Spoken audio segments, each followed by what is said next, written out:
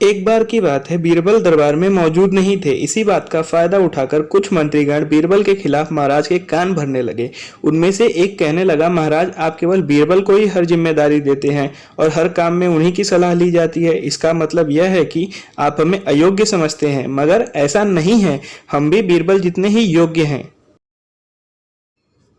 महाराज को बीरबल बहुत प्रिय थे। वह उनके खिलाफ कुछ नहीं सुनना चाहते थे, लेकिन मंत्रीगणों को निराश न करने के लिए उन्होंने एक समाधान निकाला। उन्होंने उनसे कहा, मैं तुम सभी से एक प्रश्न का जवाब चाहता हूँ, मगर ध्यान रहे कि अगर तुम लोग इसका जवाब न दे पाए तो तुम सबको फांसी की सजा सुनाई जाएगी।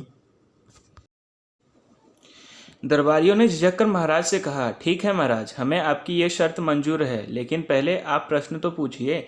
महाराज ने कहा, दुनिया की सबसे बड़ी चीज क्या है? यह सवाल सुनकर सभी मंत्रीगण एक दूसरे के मुंह ताकने लगे। महाराज ने उनकी ये स्थिति देखकर कहा, याद रहे कि इस प्रश्न का उत्तर सटीक होना चाहिए। मुझे कोई अटपटा उत्तर नहीं चाहिए।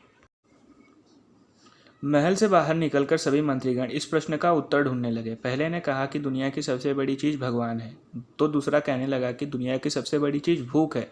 तीसरे ने दोनों के जवाब को नकार दिया और कहा कि भगवान कोई चीज़ नहीं है और भूख को भी बर्दाश्त किया जा सकता है। इसीलिए राजा के प्रश्न का उत्तर इन दोनों में से कोई नहीं है।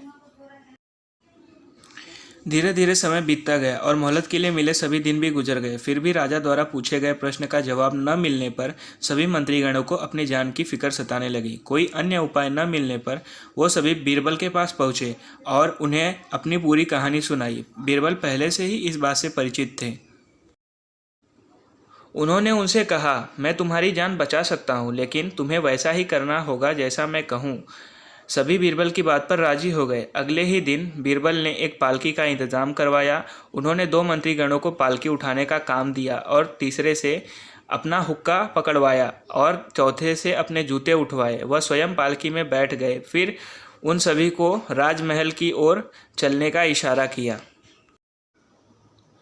जब सभी बीरबल को लेकर दरबार में पहुंचे तो महाराज इस मंजर को देखकर हैरान थे। इससे पहले कि वो बीरबल से कुछ पूछते, बीरबल खुद ही राजा से बोले, महाराज इस दुनिया की सबसे बड़ी चीज़ गरज होती है। अपनी गरज के कारण ही ये सब मेरी पालकी उठाकर यहाँ तक लाए हैं।